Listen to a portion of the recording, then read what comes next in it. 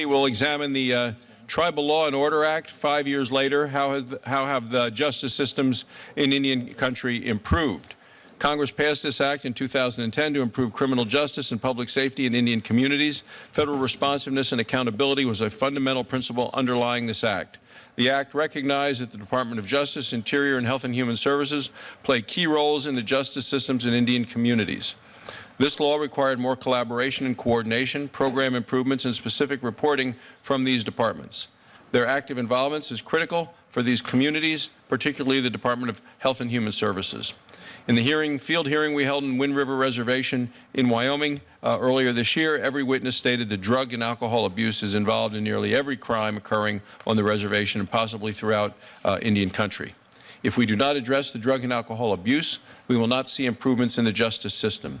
So we'll examine how effective the agencies have been in reducing crime and recidivism rates through their coordination and respective programs.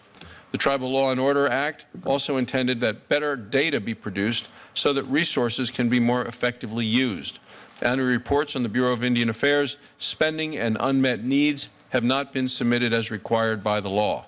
The last Bureau of Indian Affairs report was issued in April of 2013 on fiscal year 2010 information. The Department of Justice just submitted the most recent declinations report less than an hour before the hearing today.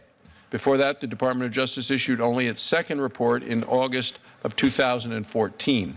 There's no justification for such delays. I know, Mr. Chairman, this is something that has been a bipartisan concern that raises questions regarding the agency's accountability, a commitment to Indian country justice, and it defeats the purpose of the creation of this whole piece of legislation in the first place.